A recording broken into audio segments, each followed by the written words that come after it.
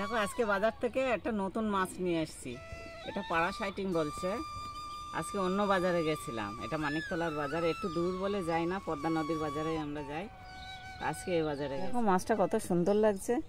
মাছওয়ালা বলছে এটা প্যারাসাইটিং, তো আমার তো জানা নাই এটা কি মাছ। তো তোমরা যদি জানো লিখে পাঠিও।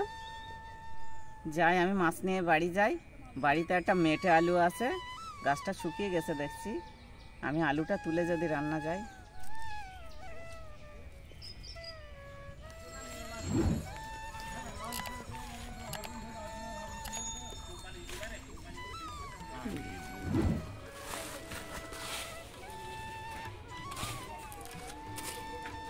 যে মেটে আলুর গোড়া আর আলু ছিল, সেইগুলো গাছ শুকিয়ে গেছে, তার গোড়া আর দেখা যাচ্ছে না। সেইগুলোই বড় ছিল, তার তো এখন দেখা যাচ্ছে না। খুঁড়তে খুঁড়তে দেখছি আলুটা কত বড় হয়েছে। এ তো মনে হচ্ছে 10 কেজির উপরে যাবে আলু। এত বড় আলু হয়েছে এক বছরে। আলু জামা কাপড় পরে আছে এর ভিতরে, বস্তা জড়িয়ে আছে, সোয়েটার পরে আছে আলু। এই যে লাল সোয়েটার পরে আছে গায়ে। হাত ব্যথা করছে, আমি খুঁড়তে পারছি না। আর পল্লবীটাও আসলো না। হে জগন্নাথ প্রভু প্রেমানন্দে, এ কে হওয়া? এ তো আলু চুপড়ি হওয়া, তোলা যায় না, একা একা তোলা যাচ্ছে না। কি করবো জগন্নাথ? আরে জামা কাপড় পরে আছে না আলুটা, জামা কাপড় পরে আছে, বস্তা পরে আছে, সারা গায়ে বস্তা।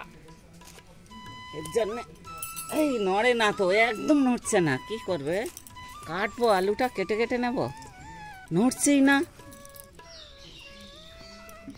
ষাঁড় ষাঁড় আলু, উঠে যাও উঠে যাও উঠে যাও। করে হায় হায় হায় হায়। এই দেখো আলুটা ভেঙে কি অবস্থা হয়েছে। এই যে এর গোটা আলুটা তুলতেই পারিনি আমি। এই যে এদিকটায় কতগুলো আলুর ফড়কি হয়েছিল। মাটিতে দেখো, 1টা 2টো 3টে 4টে 5টা 6টা 7টা 8টা, এখানে 8টা মুখ আছে এর আলুর। মানে কতগুলো আলু রয়েছে এখানে। দেখো কতটা হয়েছে এই আলু। এটা হরিণী মেটে আলু। আলু মাথাটা কত বড় দেখো।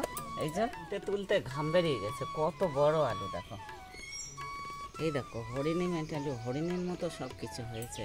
আর অনেকগুলো মুখ, অনেকগুলো এ ফড়কি হয়েছে আলু। মাছটা কেটে নেই।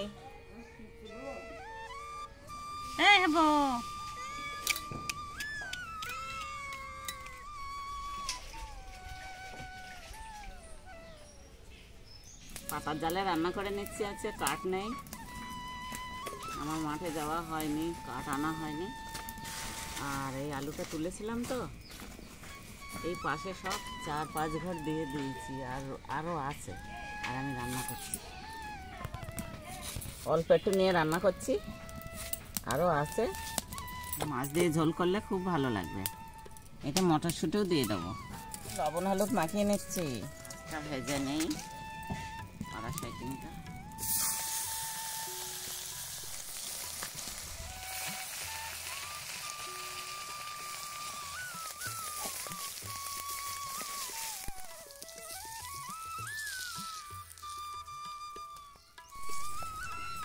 মাছটা ভেজে নিলাম। হরিণ ফলা মেটে আলুটা আমি ভেজে নিচ্ছি। এই আলুটা একটু লাল লাল করে, তার জন্য একটু ভেজে নিচ্ছি। আলুটা ভাজা হোক, আমি তার মধ্যে মশলাটা করে নিচ্ছি। ধনে জিরে আদা রসুন লঙ্কা বেটে নিচ্ছি, পেঁয়াজটা দিয়ে দিচ্ছি, মশলাটা দিয়ে নিচ্ছি, দিয়ে নিলাম, আলু দিয়ে নিলাম, দিয়ে আবার কষিয়ে নিচ্ছি। লবণটা দিয়ে নিচ্ছি, দিয়ে নিলাম।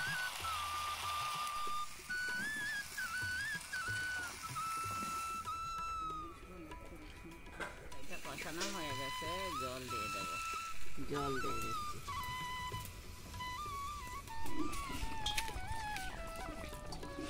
একটু হালকা চিনি দিয়ে নিয়েছি, এবার একটু গরম মশলার গুঁড়ো দিচ্ছি। আমি এটা আলু তো একটু স্বাদ কম, তাই গরম মশলা গুঁড়ো মশলা দিলে স্বাদটা ভালো হয়। এটা ফুটে গেছে, মাছ দিয়ে দিচ্ছি।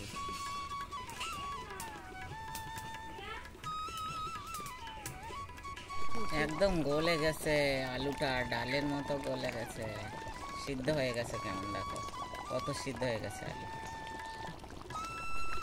আলু লেগে যাচ্ছে তলাতে, আলু কড়াই খালি লাগছে।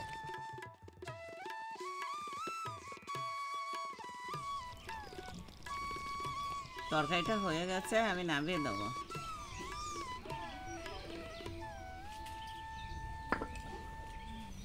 আমার রান্না হয়ে গেছে হরিণী মেটে আলু পাড়াশাইটিং আর হরিণী মেটে আলু ঝোল করে নিলাম। দেখো কত সুন্দর হয়েছে, লোভনীয় হয়েছে। হয়ে গেছে রান্না। পল্লবী, তুই তো ভাত খাচ্ছিস না, তাই একটু তরকারি খেয়ে দেখ মেটে আলু কেমন হয়েছে। এই হেবর সঙ্গে খেয়ে দেখ মেটে আলুটা কেমন হয়েছে রান্না, তুই দেখ। মাছ দিয়ে দিচ্ছি তোর।